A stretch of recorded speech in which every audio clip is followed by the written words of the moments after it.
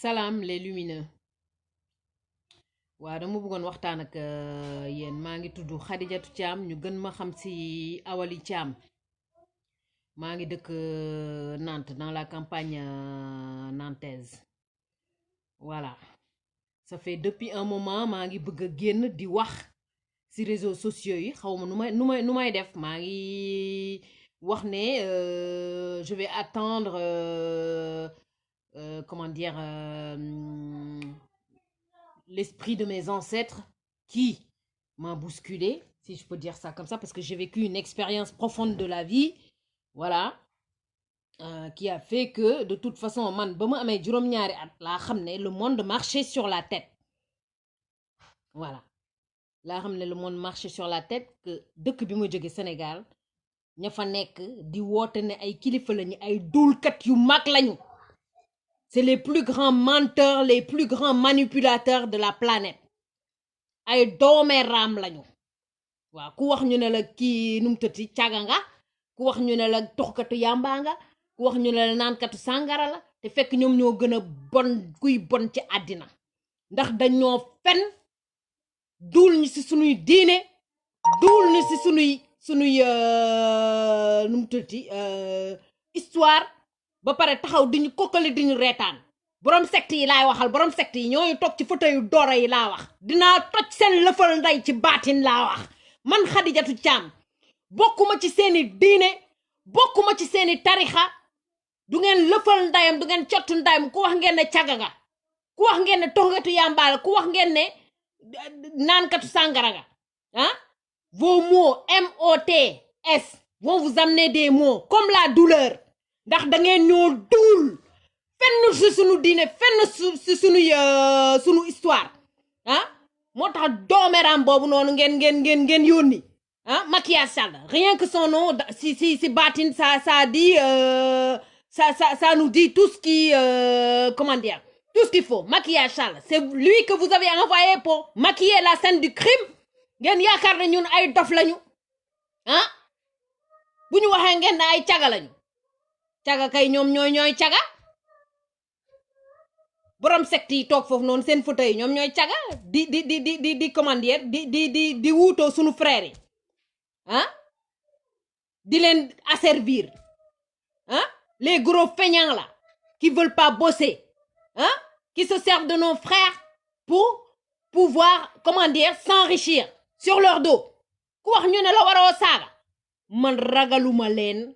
Du ngeen lëfal ndayam sama kanam laa wax yéen laay waxal yéen président xawma Maquillage Sall yow ak ña la fa jiitu sa datam nday laa wax yoru leen baatin yoru leen lëfal ndayam vous êtes des usurpateurs et des voleurs de titres de noblesse dinañ kat seen lëfal nday ci baatin laa wax man Khadijatou Thiam man maa ko wax man bokkuma ci seeni diine bokkuma ci seeni tarixa bokkuma ci benn religion bokkuma ci lenn du ngeen datam ndayam laa wax ay doomaram ngeen vous êtes les descendants du dragon le vieux serpent vous êtes les descendants du dragon dinañu soode seen nday ci baatin laa wax ah may wax doomaram boobu noonu nekk Touba naan lan coronavirus du dugg fan du dugg Touba mais yow yorotoo baatin même wax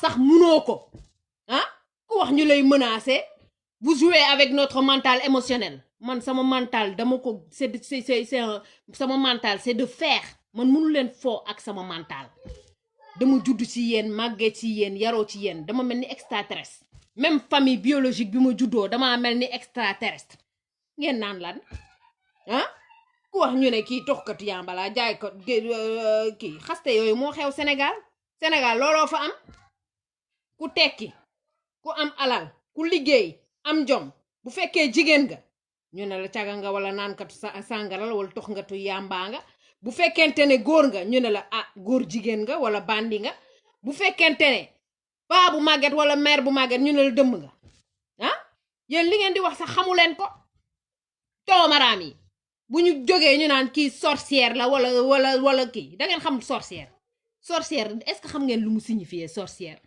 ah sorcière à l'époque du Moyen Âge hein, sorcière lu muy signifier mooy jigéen ñu mel ni man ñi nga xam ne waxkatu dëgg lañu dañuy wax lu loo xam ne nii lu juste la lu équilibré ah bu ñu waxee maanaam buur ya à l'époque buur ya nekkoon au Moyen Âge bu ñu leen waxee dëgg ñooñu dañ leen di jël yeewu leen ah bu ñu leen yeewee ñu tëmbal leen ci ndox bu ñu leen tëmbalee ci ndox bu ñu remonté ñu traité leen de sorcière loolu mooy foo l'origine du mot sorcière ça vient de là au Moyen Âge dem leen gëstu li ngeen di wax sax seen propre langue dañ ko codé ah doomaraam yi ngeen doon ngeen ne kenn du saaga yéen a ñu nax yéen a ñu jaay lekk sunu njël laa wax yéen marabu yi laay waxal xalif généraux yi laay waxal borom secte yi laay waxal de man waxuma ak doomaraam yooyu nga xam ne duñu lëfal ndayam borom secte yi laay waxal waaw mi ngi nii nag vous êtes au pied du mur ah vous êtes au pied du mur vous faites quoi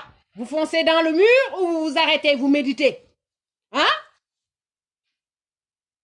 vous faites quoi vous allez foncer dans le mur di menacer nit ñi man ragaluma leen du ngeen lëfal ndayam du ngeen cottu ndayam sama kanam laa wax duma dara nag nit kese la yàlla nag mooy xool ku ko neex mu def ci moom lu ko neex duma dara man may ñëw may ubbi seen datam nday seen caaya baay laa wax borom secte yi laay waxal de borom tarixa yooyu noonu xaw ma xalif généraux des mourides xalif généraux des tidiane ah sal race de pute waaye ñuy ubbi seen lëfal nday ci baatin ngeen naan lan baatin bi yoru leen ko may wax mu naan Tuuba fii coronavirus du fi dugg ah yow boo amoon baatin bu desoon Sénégal bu amoon Sénégal laa wax coronavirus du fa dugg may wax doomu lëfal ndayam boobu noonu kooku nga xam ne moo war a maquiller seen décret moom lañ yónni le maquillage sale la sa maquillage dafa faare de sa maquillage faare na fii coronavirus bu jeexee ñu yónnee leen fii kenn du fi génn yàlla ku mu pini nga toog sa place ku mu pini nga toog benn place laa wax fii kenn du fi génn fatu gi jeexagul de may wax benn doomaraam jóge fa leen la naan dañuy ubbi jàq yi dañuy jàng dañuy wax dañuy nangam parce que yàlla mais yéen yàlla da ngeen fa waroon a sax dangeen a waroon sax ci yàlla waaw mooy wane li yéen argent monde démon ngeen di jaamu doomu lëfal ndayam li laa wax monde démon moom ngeen di jaamu du ngeen dara du tekkiwu leen dara ah di dund sunu kaw frère yi ah usurper identité jàmbur yi ah di wax ne yéen da ngeen lan da ngeen yor lan da ngeen di yóbbu kenn àjjana mais yàlla mi ngi ci ku ne yàlla mi ngi ci ku ne mi ngi ci gàncax gi mi ngi ci animaux yi mi ngi ci humains yi mi ngi ci loo gis rek yàllaa ngi ci moom waxuñu loolu de waxuñu croire dañu ne croître c'est-à-dire grandir le verbe grandir waaw étincelle divine bi ne ci yow danga koy ëpp ba mu boy soo ko ëppee ba mu boy ba nekk flamme yaa ngi may dégg ba nekk flamme nga daal bu nekkee flamme nga tàbbi ci leeru yàlla bi voilà loolu lañu wax croître kenn waxu leen grandir dem leen ngeen katt ndayam ngeen laver seen âme loolu lañ la wax fin des temps ah léegi nag ca ngeen jógee nag ngeen ne yéen ñun ñooy ñëw nekk yàqkat bi ak seen faux écrits yi seen livres yi seen mais tout n'est pas faux dans vos écrits hein. Dans le Coran dans la Bible dans la Torah tout n'est pas faux hein ngeen ne ñun ñooy ñëw di yàq lan di yàq ah seeni diine de convoy sale race de pute man maa ngi leen xaar man ragaluma leen wirde leen seen jaabul numéro 1 génnee leen ko képp ku ngeen yaakaar ne rek mënal na ma dara def leen man faalewuma leen duma dara duma nitu dara nag nekkuma dara duma yonent waxuma ne man yonent laa waxuma lool de waxuma lool mais li ma leer ba leer mooy lépp lu ngeen ma wax ci sama histoire ay dul la lépp lu ngeen ma wax ci sama diine ay dul la dulkat yu toj seen lëfal nday yi ngeen doon toog ci seen fët di ngeen wàcc de di ngeen wàcc te gis nga seen nu mu tuddati seen jàqe yooyu parce que maa ngi dégg benn caga laa leen di woowee parce que ñoom ñoo gën a yées waaw bu ñu jógee di ñu wax ne ñun ay caga lañu ñun ay toxkati yàmbaa lañu ay naankat sàngara lañu te ñoom ñooy caga yi caga kay weesuwul ngay bëgg a dundee sa propre frère boobu cagatu ah nañ wax ci boobu cagatu ah loolu weesuwul caga ah ñu naan lan mu naan waaw dañoo war a ubbi jàq yi man maa leen wax man Xadijatu laa wax wala awali seen jàq yooyu bu ngeen ko ubbee ba dugg ci ay bet démoniaque ñoo leen fay dàqe di ngeen yéen xalif généraux yi di ngeen génn silibu neen laa wax waxuma la silibu neen mais dambali neen di ngeen ko génn di daw laa wax génn Sénégal gisagu leen dara corona xoolal doomaraam boobu noonu ole ko mu jox maquillage sall ole ko mu jox ay frère am ak ay sœur am lu ñu lekk lu ñu naan ah pour ñu mën a génn ci affaire corona bi ñu lite ko foofu ngay xamee ne kii jaay na leen bu yàgg ah jaay na leen bu yàgg confinement total lu tax doo confiner nit ñi totalement ah lu tax doo leen confiner doomaraam bi maquillage sale sa maquillage bu faare boobu noonu ma wax ñu naan on va réécrire l'histoire du Sénégal réécrire l'histoire du Sénégal donc elle est fausse l'histoire du Sénégal man d'enculé va ah ngeen yaakaar ne ñun ay dof lañu ah man depuis ba ma juddoo ci seeni biir dama mel ni extraterrestre damay xool ma naan mais ñii kii li muy wax duuli neen la ah ñu naan ma Dieu est amour mais je peux pas me marier avec quelqu'un hein qui n'est pas de même confession que moi vous avez pas envie de rire hein j'aime quelqu'un Dieu est amour mais je peux pas me marier avec lui hein bande d'enculés race de pute va allez vous faire enculer tous je vous attends j'habite à Fès de Bretagne 24 la Buchère venez me chercher je vous attends maa ngi leen di xaar mënalu leen ma datam ndayam laa wax lëfal ndayam baatin bi yorul leen ko ñun ñoo ko yor man sama guerre xoolal ànduma kuy nu mu tuddati kuy woote politique kuy woote religion kuy woote nuñ koy waxeeti kuy woote tarixa man bokkuma ci yéen parce que des fois damay wax ne man ci yàlla laa jóge ci yàlla laay delluwaat ñu naan ma yow murit nga déedéet duma murit de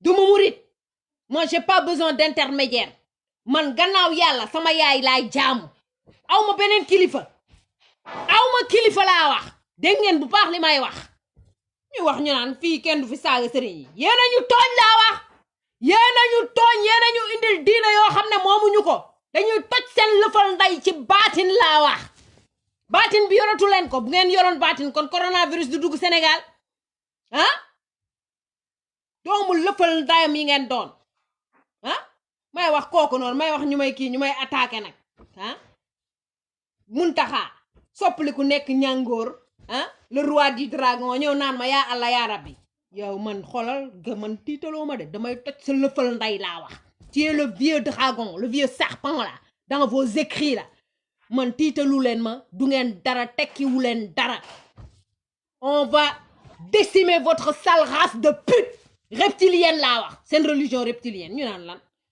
ah xool leen ni ñuy bindee Allah ci alxuraan xool leen ko rek xool leen nuñ koy bindee ab ñàngoor moo tëdd foofu noonu sa jaan bi kenn waxu la nga jaam ko déedéet kenn waxu la nga jaam sa ñàngoor boobu dafa mel ni sa colonne vertébrale au niveau subtil hein l'énergie divine au niveau subtil est représentée par deux cobras yooyu y a un pôle positif et un pôle négatif c'est pas que c'est négatif non les deux vont ensemble moom laay wax mooy étincelle divine boobu noonu ngay boyal ba mu boy ah boo ko boyalee ba mu boy nga tàbbi ci leeru yàlla bi ah di duul di dajale may wax ba golo boobu noonu kii kara man daf ma neex nag waaw daf ma neex kara daf ma neex parce que moom mooy lancé mode bi Sénégal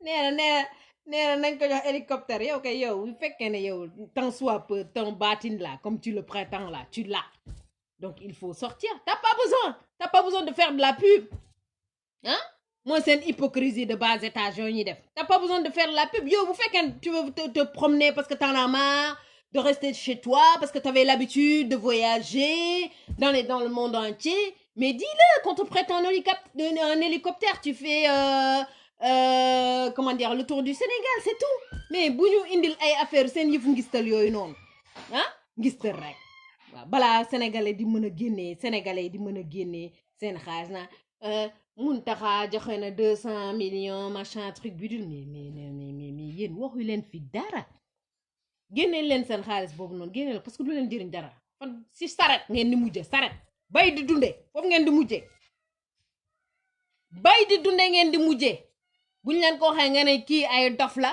kii nangam la kii naankatu sàngara wala toxkatu yàmba man mënu leen jouer ak sama mental faale wu ma leen bu leen neexee ngeen wax lu leen neex soxlawuma seen ngërëm soxlawuma seen jërëjëf soxlawuma seen yaa baax soxlawuma kii moo xam wala kii xawma dara mais li ma leer ba leer mooy que vous m'avez menti sur ma propre histoire sur ma propre religion loolu moom leer na nañ midi mais vous inquiétez pas la lumière elle est là la lumière elle est là dina leer nañ di ngeen daw ma ne la di ngeen daw foofu na ndox maa ngi ñëw nee naan corona mais ndox maa ngi ñëw ah bu la yeboo mooy maquillage sàll moomu noonu mu commencé préparer ñi nga xam ne ñi ngi dëkk foo xam ne ni c'est des zones inondables mu jël leen yóbbu leen ci école yi dugal leen foofu parce que fatu gi jeexagul de fii du ngeen fi génn kenn du fi génn yàlla ku mu pini nga toog kenn du fi génn laa wax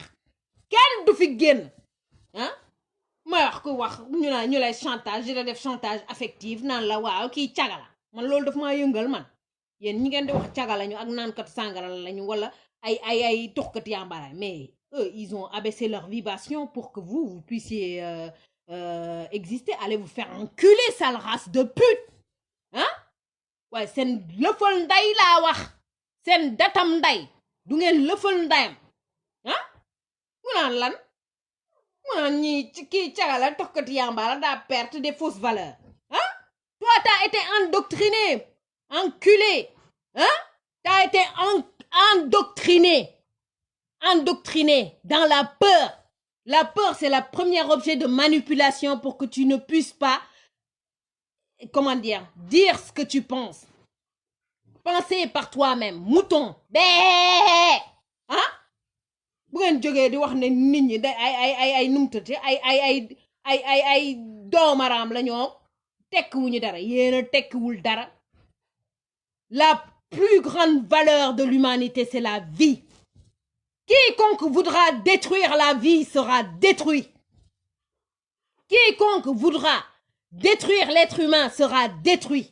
Man maa leen ko wax man dulkat bu mag bi ngeen ne lan ah ngeen ne yéen a ñuy won yàlla yéen da ngeen ñoo gën a jege yàlla yéen da ngeen ñoo gën a xam yàlla yéen waaye seen lëfal nday waaye seen lëfal nday dinañ ubbi seen caaya baay laa wax man xoolal ñee laay waxal les religieux là démons là ah ñooñu di jaamu monde génne leen seen xaalis loolu seen xaalis jarul ngeen koy denc génne leen seen xaalis ngeen jox ko sénégalais yi ñu confiner leen ñu def confinement total moo gën ngeen nekk foofu noonu naan waaw bu xaar ba dee am ba catastrophe am ku nekk génnee xaalisam ku nekk génnee alalam mooy seen yëfu ngistal seen yëfu hypocrite yooyu man moo tax musuma ànd ak yéen musuma nekk ak yéen hein bande d'hypocrite va sale race de pute va hein la lumière elle est descendue sur terre loolu xoolal bu leen sonal seen bopp di ngeen génn wax te du ngeen xam lu leen wax loo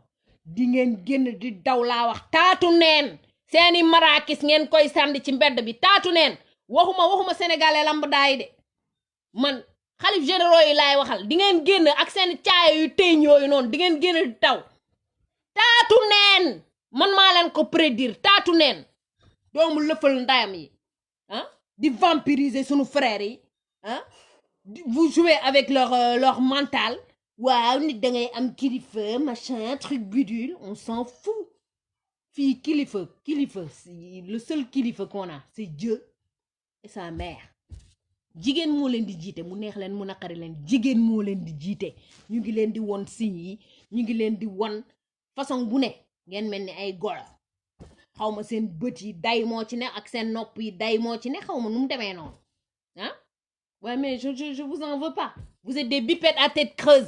Ça vient pas de moi, hein, ce mot-là, mais j'adore. Mais c'est ce que vous représentez. Des bipettes à tête creuse. Ah. Toog foofu noonu ñooñu liggéey ñu goroñ yeex soog seen fauteuil yu doore yi naan waaw man benn jour dañ maa yónnee benn vidéo mu naan waaw man damaa bëgg am daamaar ndigal laa joxe mais va te faire enculer sale pédé hein daamaar boo ko bëggee da ngay dem liggéey mooy tax nit am alal liggéey honnêtement waxuma liggéey loo xam ne nii tu vis sur le dos de l'autre tu parasites l'autre waxuma lool de ah waay yow sa lëfal nday waay ah naan damay am daamaar di jouer ci mentalu nit ñi di leen kii di raay nit ñi man mënu leen jouer sama mental bu leen neexee ngeen jëli ay vidéo yu leen neex ngeen kolmate ne man Khadijatou Thiam man maa dese bajo neen man dunduma leen man yàlla lay dund gannaaw yàlla sama kilifa mooy sama yaay bu leen neexee ngeen dem jëli leen na Khadijatou Thiam am na doom bu amul baay dunduma leen moi je sais qui je suis man xam naa man maay kan préparé leen charrette yi ak lampe pétrole yi fa ngeen di mujj de ak tool yi bay di dunde fa ngeen di mujj chaque jour ñu won leen ay misaal mais du ngeen nangu mais allez vous faire enculer hein sale race de pute là vous avez aliéné nos frères vous avez aliéné nos sœurs regardez nos sœurs là comment ils se comportent là ils se décapent la peau même moi j'étais partie dans ce sens là je ne suis pas là pour dire que je suis parfaite je ne suis pas parfaite j'ai fait des erreurs mais ces erreurs là ça fait de moi celle que je suis hein mais mes sœurs là ils sont avec leur perruque là hein en train de se décaper alors que leur mélanine c'est leur lumière hein à cause de vous hein mooy wax ñu naan jigéen day xees mais yow bu fekkente ne góor la te da nga bëgg jigéen bu xees mais va épouser une blanche ou tu vas épouser une comment dire une rebeu voilà c'est tout mais tu viens pas imposer à ta propre sœur de lui dire de se décaper la peau en plus que c'est une destruction mais la vie elle est sacrée il faut respecter la vie quelle qu'elle soit toute forme de vie est sacrée muy suuf que ça soit les comment dire les grains de sable que ça soit les plantes que ça soit les cailloux que ça soit les plantes tout est sacré dans la vie mais vous êtes des bandes d'enculés quoi tu m'étonnes qu'on en soit là mais je vais vous dire une chose que ça soit vous les Africains ou vous les Sénégalais là-bas là qui se croient invincibles parce que vous êtes dans vos fauteuils de pseudo dirigeants spirituels mais nous avant d'être comment dire des êtres humains ça c'est juste l'enveloppe charnelle ça c'est rien c'est juste un véhicule qui te sert pour vivre ta vie humaine balaa ñuy nekk avant qu'on soit hein un être humain nous sommes des êtres spirituels nous sommes des êtres de lumière qui sont descendus sur terre pour vivre une expérience humaine c'est tout point c'est pas des épreuves c'est des expériences que nous sommes en train de comment dire que nous sommes venus vivre sur terre hein les pseudo guides spirituels ñu naan waaw man maa yor sa ruuxu maa yor sa rawxaan yow da ngay toj sa lëfal nday laa wax da ngay ubbi sa datam nday waxoo fi dara man maa saaga xalif généraux yi waxuma sëriñ maa mën yu ndawaan yooyu noonu jaabal numéro 1 jaabal numéro 2 man mënulu leen ma dara mun ngeen maa korte ndax korte ngeen xam ak nu mu tuddati di liggéeyante di defante lu bon mënulu leen ma dara man sama ma mission elle est spirituelle je vais la mener jusqu'au bout man dama dugg seen biir bokkuma ak yéen dara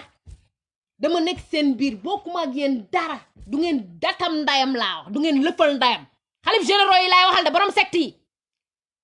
borom secte yi ubbi seen datam nday yi génne leen seen xaalis yi ngeen jox ko kii nu mu tëtti ngeen jox ko sénégalais yi ñu confiné leen ñu toog seen place xaalis bi du leen jëriñati dara la leen xaalis gasi c'est fini c'est terminé l'argent démon là hein yéen démon bi ngeen di jaamu démon le monde c'est ça que vous adulez hein laq seen gannaaw religion vous vous cachez derrière vos religions vous dites que oui nous on va vous montrer le chemin machin vous ne montrez le chemin à personne vous êtes des enculés vous êtes des pédés avec vos prophètes pédés sale race de pute hein bu ñu waxee ñu naan ñee ay góor jigéen yéen ay góor jigéen yu mag yi yéen ay góor jigéen nga góor jigéen weesuwul laa wax nga toog ci sa fauteuil sa moroomu góor di liggéey di indi di la jox loolu mooy façon gu góor jigéen bu yées góor jigéen weesuwul ñuy rey sa moroomu doom laa wax say moroomu doom say frères ak say sœurs les enfants qu'on tue là au Sénégal qu'on sacrifie là vous croyez que c'est qui vous croyez que c'est l'âme de qui sale race de pute hein allez vous faire enculer sale pédé que vous êtes avec votre prophète pédé dégg ngeen bu baax li ma wax seen prophète góor jigéen la maa ko wax góor jigéen bu katt lëfal ndayam la laa wax samay maam samay ancêtre wan nañ ma ko man ma guerre elle est spirituelle elle est pas économique ou je ne sais quoi d'autre ou ceux qui pensent que la valeur c'est avoir des diplômes avoir des études moi j'ai été à l'école de la vie je ne le regrette pas parce que depuis l'âge de 7 ans j'ai compris que le monde marchait sur la tête maintenant nous y voilà là au pied du mur vous faites quoi vous foncez dans le mur ou vous vous arrêtez pour réfléchir hein vous faites quoi même la maladie vous parle la maladie feebar bi mi ngi wax ak yéen même la maladie elle est en train de vous dire ce qui est mais vous comprenez pas hein vous prenez pas le temps de comment dire de vous poser de méditer parce qu'il y en a plein quand tu dis méditer ils disent Bouddha non moi je suis pas bouddhiste hein je ne suis d'aucun organisme je ne suis pas musulmane je ne suis pas chrétienne je ne suis pas juive je ne suis pas juive je ne suis pas comment dire comment dire Bouddha c'est pas une religion mais je sais plus mais du taoïsme ou du maoïsme je ne suis d'aucune organisation je suis pas panafricaniste je ne suis pas patriote mais ce que je sais c'est qu'on m'a menti sur ma propre histoire et ce que vous avez fait à moi et à mes frères et sœurs vous allez le payer vous êtes en train de le payer mais vous ne voyez pas on vous donne plein de signes mais vous ne les décodez pas vous êtes des enculés vous êtes une sale race de pute surtout l'autre là le maquillage sale là hein qui est en train de maquiller la scène du crime là c'est toi qu'on a envoyé là pour maquiller la scène du crime hein rien que ton nom même ce tour si baatin sax ça te dit waaw tey nag vidéo bi aujourd'hui la vidéo ça va être enfouie machin parce que ça fait depuis un moment que je comment dire je ronge mon frein depuis que j'ai fait mon ouverture de conscience je ronge mon frein je me dis ma mère je veux pas faire quelque chose qui fait du mal à ma mère j'ai pas envie de lui faire du mal parce que j'adore ma mère c'est une daise mais trop c'est trop il faut arrêter stop c'est bon là prenez votre temps et réfléchissez je parle aux Sénégalais et aux Africains et aux Mandins prenez votre temps et réfléchissez vous voulez quoi l'évolution ou l'involution vous voulez quoi la destruction de l'être humain mais quiconque voudra la destruction des êtres vivants je dis bien êtres vivants je ne parle même pas d'êtres humains parce que y en a ils se disent ouais nous sommes les êtres vivants machin truc bide mais à croire que qui est être vivant qui ne l'est pas hein yéen seen datam day waay buñ jógee ñaan ñun dañoo yor baatin yoru leen datam ndayam laa wax yéen waa Sénégal waa Sénégal laay waxal borom secte yi borom fauteuil di ngeen wàcc suuf may wax ñu am ñu génn borom cadavre yeeg ah néew yeeg ku ne génn di wax ah di xastaateeg naan kii cagalaak nanga ma nga mais caga yi ñoom ñoo wàccee seeni vibration pour yéen ngeen mën a évoluer dégg ngeen bu baax li ma wax ah Les prostituées là, que vous dites là, et les fumeurs de Yamba, hein, ils ont abaissé leur vibration pour que vous puissiez évoluer, bande d'enculés là. Lavez votre âme. C'est une datam nday laa wax. Fii kenn du fi yëngu, kenn du fi bouger. Yàlla ku mu pini nga toog. Ku mu pini nga toog laa wax. Ngeen naan lan yéen ay diriger monde. Diriger wu leen dara. Les rois du monde, ils sont où là? Macronavirus, trompette de l'apocalypse. Vous êtes où là? Vous faites quoi? Hein? Vous faites quoi? Moi, la seule personne au Sénégal que j'ai entendue, avec qui j'ai eu une résonance, c'est 666.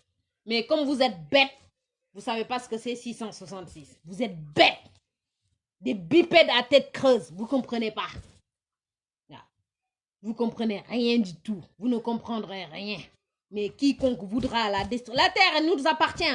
Nous, ndox mi ñoo ko moom, suuf si ñoo ko moom, ngelaw li ñoo ko moom, safara si ñoo ko moom. Fu nu neex ñu yóbbu ko. Fii ku fi bëgg détruire. Ku fi bëgg indi technologie destructive. Ñu détruire sa nday laa wax. Ci baatin. Moi, ma guerre, elle est spirituelle. Hein? Elle est pas matérialiste. Moi, je m'en fous, moi. Mais vous accordez de la valeur à des pierres. Mais les pierres, c'est rien. C'est rien. Les pierres, ça sert à équilibrer, à harmoniser, à soigner. Hein? Moi, je n'ai or. Mais l'or, comment dire, c'est des choses qui sont dans l'entraille de la terre. Vous êtes en train comment dire, de déstabiliser la terre. Mais je vais vous dire une chose. La terre, elle vous a donné le corps physique que vous avez là. Elle n'a pas besoin de vous, hein, pour se régénérer. Si vous voulez la détruire, elle va se régénérer toute seule. Point. Hein? Elle est schizophrène, elle est bête. Non. C'est juste que nous, on a compris des choses que, voilà, que beaucoup de gens n'ont pas compris, sans prétention. Sans prétention. Je ne suis personne. Je suis juste un être humain. Mais j'ai compris comment mentir sur mon propre histoire. Sur ma propre histoire. Dis-moi, on va parler français. Hein? Vous prenez vos... j'ai écrit une feuille de route là. Hein? Cara. Et ces âneries là. Hein? Si toi, tu as ton pseudo batine là, comme tu dis là. T'as pas besoin de dire, si tu veux te faire promenade en hélicoptère, tu dis, ouais, je veux me promener, voilà, donnez-moi un hélicoptère. T'as pas besoin, mon chéri, de ramper sur terre comme un serpent. Lève-toi, avance, on te voit pas. Voilà, c'est mon mari qui était en train de ramper sur terre pour pas me déranger, c'est tout. Voilà, donc si t'as besoin de faire des promenades, mais va te promener, il n'y a pas de souci. Tu demandes au président, machin, parce que c'est comme ça que vous êtes. Mais vous allez voir, on va décimer votre sale race de pute, là. Le vieux dragon, là, qui s'incarne partout, là. Parce qu'il y en a beaucoup, ils comprennent pas, là. L'âme s'incarne partout. C'est pas parce que tu vas t'incarner dans une famille religieuse ou dans une famille dite, ouais, saint, machin, que tu es quelqu'un de saint. Non, ils vont se cacher là où ils veulent. Hein? Serigne Mountakha, yaane won lan. Yaane woon kii nu mu tëddi corona du dugg Sénégal. Maintenant corona est au cœur du Sénégal là, au cœur de Touba. Les cas communautaires là, ils sont au Sénégal là. On fait quoi là? Tu fais quoi? Les millions que t'as volés là à mes propres frères là, hein? Les millions là, par endoctrinement, par la peur, parce que c'est comme ça que tu l'as gagné, hein? Et puis jaay meewu gaynde drogue. Non, vous ne l'avez pas d'une façon équilibrée. Jaay doro. Waaw non ngeen amé. Waaw léegi comme non nga ko amé. Yow génnal nga joxe xaalis boobu parce que xaalis boobu du la jëriñ dara. Ça ne va rien te servir. L'argent c'est fini, c'est terminé. Quelqu'un qui croyait a même pas besoin de faire bac+3 pour croire que l'argent, le monde qu'on a connu avant, c'est ce qu'on va avoir devant. Non. On vous montre les signes, vous voyez même pas. Bay di dundé mom lañuy mujjé. mais yéen da ngeen yaakaar ne ñi nga xam ne dañuy jékki-jékki rek naan waa damay dellu sama dëkk damay dem bay tool parce que voilà c'est une pensée comme ça qui est venue d'eux pour dire oui dañuy dem bay non non ñooñu xamoo lu leen wax loo hein tu sais pas pourquoi ils disent ça foofu la ñuy mujj waaw di bay di dunde c'est-à-dire tu vas cultiver et manger ce que tu as cultivé les charrettes il y a même pas longtemps là il y a quelqu'un qui m'a envoyé une vidéo là hein en disant ouais ma machin les temps sont durs au Sénégal donc du coup on va conduire une charrette d'âne mais foofu ngeen di mujjee hein man dof laa wax laa ne man dof bu mag laa bokkuma ci yéen ànduma ak patriote je ne suis avec pas xaw ma nuñ koy waxeeti aucun patriote ni groupe ni politocard ni marabout awma religion moi en Dieu je viens en Dieu je retourne point quand tu dis ça les gens ils te disent oui t'es mouride non je suis pas mouride hein bokkuma seen vos fausses religions là moi je suis pas dedans ah bokkuma ci mooy wax benn jour ma gis benn imam ci benn ci benn chaîne YouTube mu naan waa même bu corona commencé mu naan waa gis nga yàlla sunu borom pini na waa Chine nanga ma mais toi t'es un gros débile et dire que c'est ces gens-là à qui on confie nos enfants pour qu'ils leur apprennent la spiritualité hein un gros connard qui était en train de prôner la haine. Votre religion, c'est une religion de haine, les musulmans. C'est une religion de haine. Man maa ko wax laa wax. Les musulmans là, vous prônez la haine. Vous êtes la haine. Hein? Ngeen di prôner la haine. Il disait que, oui, voilà, la Chine, voilà, vu qu'ils ont fait du mal à des pseudo-religieux, machin. Donc, alors qu'il a même pas compris que c'est comme quand tu dis la Casamance. Et le Sénégal. La Casamance, ils demandent leur indépendance. Cette partie de la Chine, c'est des gens qui demandent leur indépendance depuis des années. Mais qui n'arrivent pas à l'obtenir. Mais il y a même des Sénégalais qui sont en Chine, il faut leur demander, ils vont t'expliquer. On leur empêche pas de vivre leur religion. Hein? Mais prendre des gens comme ça et leur donner nos enfants pour qu'ils apprennent on te demande pas d'être dans une religion, on te demande d'être spirituel avant d'être religieux. C'est même pas une question de religieux ou pas. Nous sommes des êtres de lumière qui sont descendus sur terre pour vivre une expérience humaine dans un corps physique. Point. C'est des expériences, c'est pas des épreuves, machin, comme on te dit là dans les religions. C'est des conneries, tout ça. C'est des conneries inventées de toutes pièces pour te manipuler ton cerveau, pour que tu donnes de l'argent, pour qu'ils s'enrichissent dans ton dos, pour qu'ils te foutent rien. C'est des feignants, c'est des gros feignants. Surtout les religieux démons là, démons, monde. Ils ont tout inversé. Même ta propre langue, ils l'ont inversé pour t'induire en erreur. Alors, c'est pour te dire. Hein? Ngeen yaakaar ne ñun mun ngeen ñoo nax ah mun ngeen ñoo induire en erreur di duul di dajale rek même dans vos écrits vous avez dit oui à la fin des temps il y aura des personnes qui vont venir salir la religion mais je vais vous dire votre plan démoniaque que vous avez là votre plan démoniaque là dans vos écrits religieux parce que tout n'est pas faux dans vos écrits hein. Votre plan démoniaque a été déjoué. Il y a belle lurette. Vous pouvez penser ce que vous voulez, dire ce que vous voulez, prôner ce que vous voulez, même cette maladie-là, Corona. Je dis pas que ça n'existe pas, ça existe bel et bien, il faut faire attention les Sénégalais.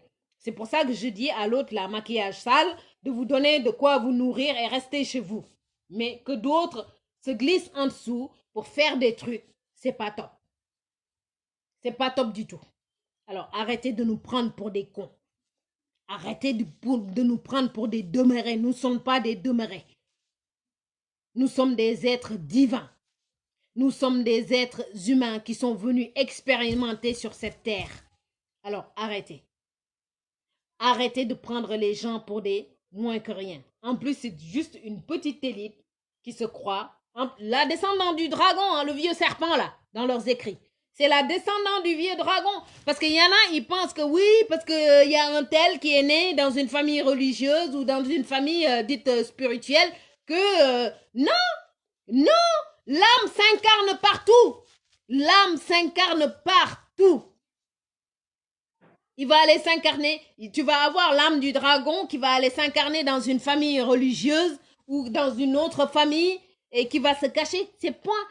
Ba pare damay wax ci wolof hein? Hormis l'imam qui prônait la haine là, le monsieur qui parlait du magal là, yow lay wax la xawma serigne bass, xawma serigne nangam, xawma serigne na gis nga bu fekkente na yow diine moo la tax a jóg comme ni nga ko waxee diine moo la tax a jóg ah demal nga wuti liggéey à côté. yàlla ku koy jaamu wala yàlla boog kuy liggéeyal yàlla soxla woo am xaalis ci côté boobu noonu bu fekkente ne yow yàlla rek moo la tax a jóg ah soxla woo am xaalis. Mais toi t'es prêt à vendre tes propres frères juste pour avoir de l'argent? L'autre gros connard là, il disait mu doon muy wax ne waaw ah man kay dañoo war a ubbi jàkk yi. Non, mais t'es prêt à mettre en danger la vie de tes propres frères pour juste avoir de l'argent, hein? Mais ça prouve que vous êtes des démons, hein? Vous adulez le démon, l'argent démon, c'est ça que vous adulez. C'est quoi l'argent? La valeur, la plus grande valeur sur terre, c'est la valeur humaine. La valeur de la vie.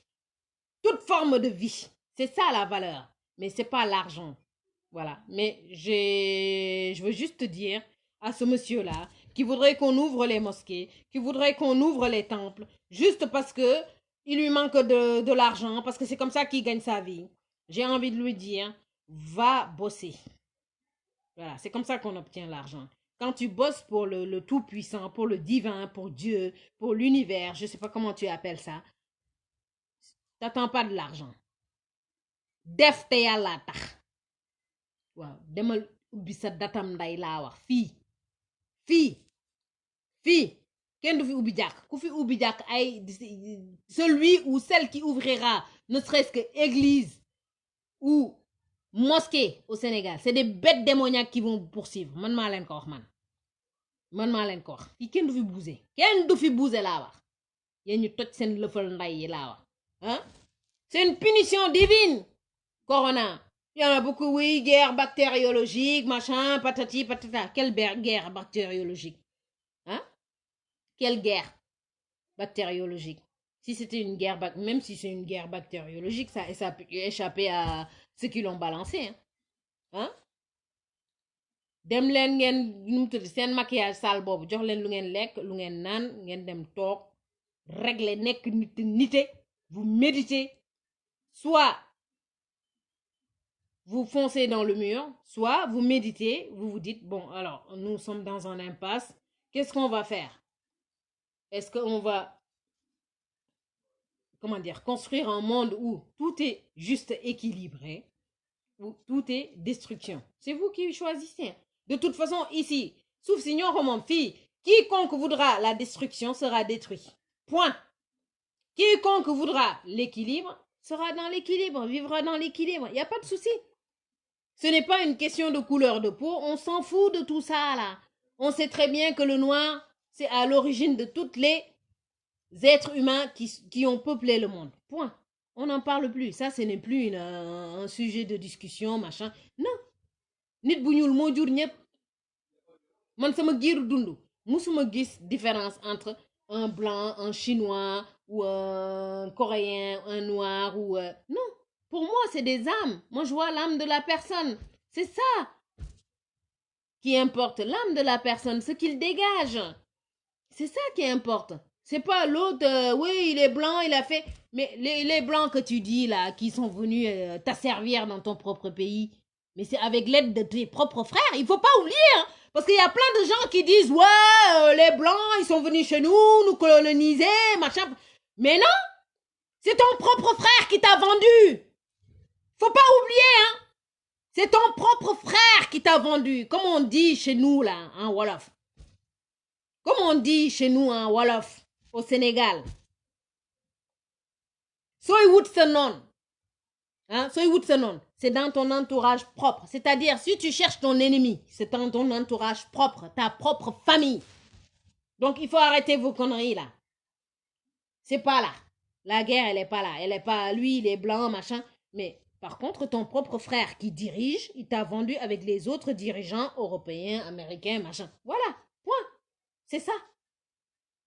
Moi, ma guerre, elle est spirituelle. Elle n'est pas une guerre où je cherche l'économie, je cherche le gain. Je m'en fous de tout ça, là, moi. Même s'il n'y a plus l'argent, moi, je vais aller cultiver, je vais manger ce que je cultive. C'est ça que je connais. C'est ça la vie, vivre en équilibre avec la Terre, vivre en équilibre avec la planète. C'est ce qui est. Tout le reste, c'est des foutaises.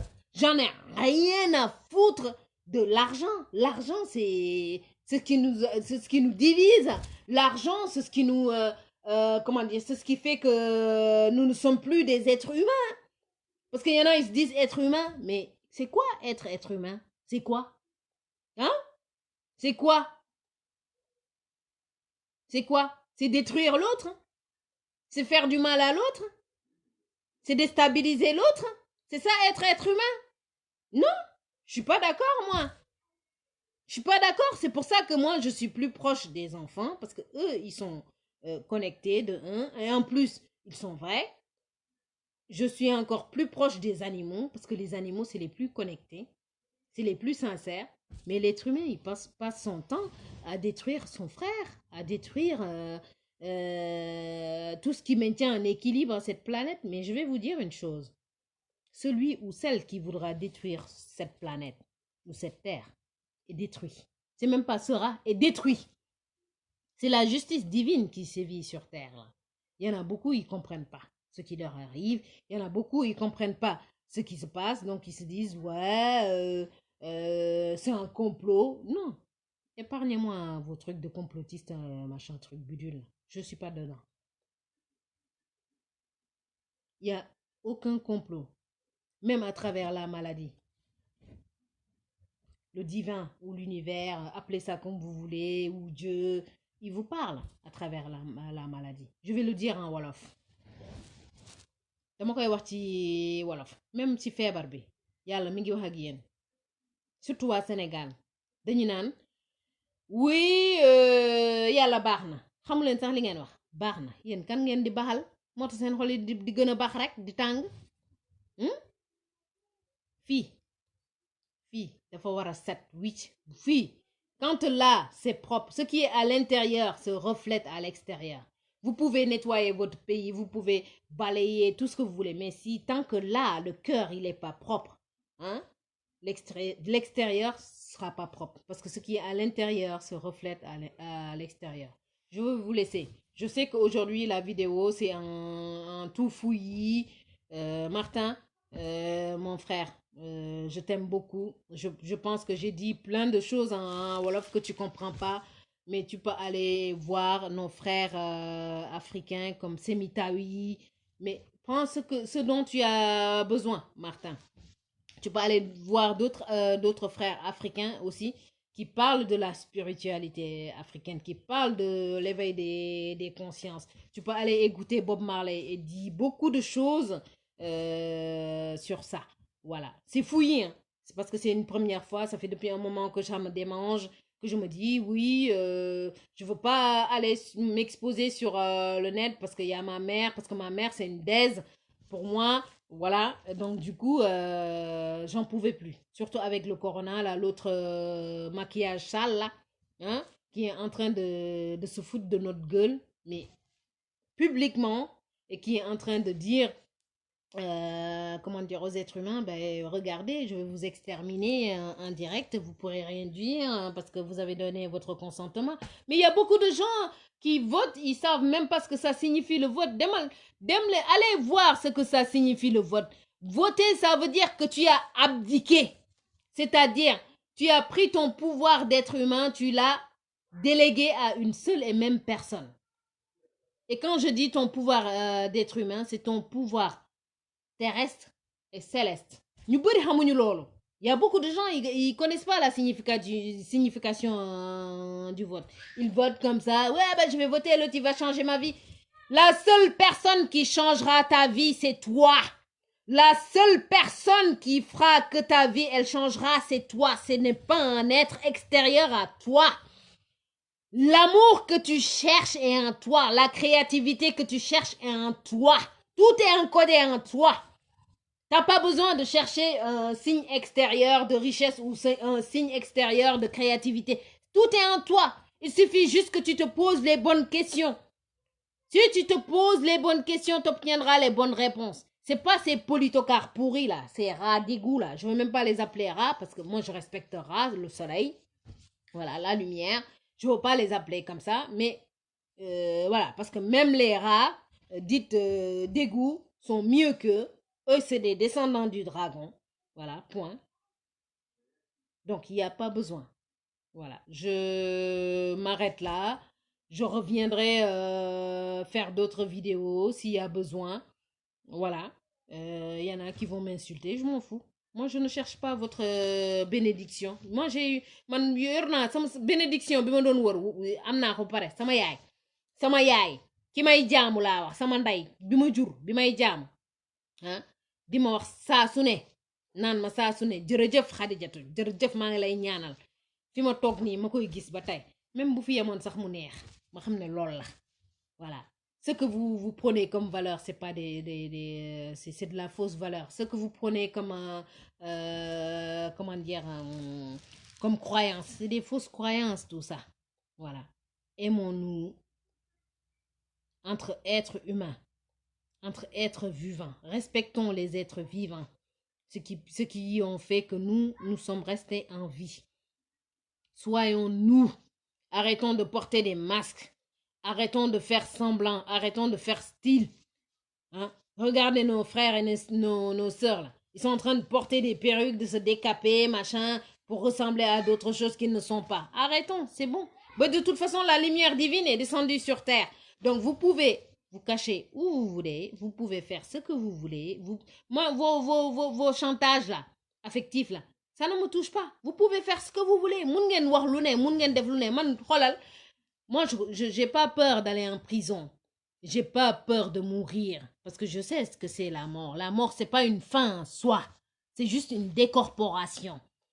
Le jour où vous me tuerez, ce sera mes enfants qui vont venir ici.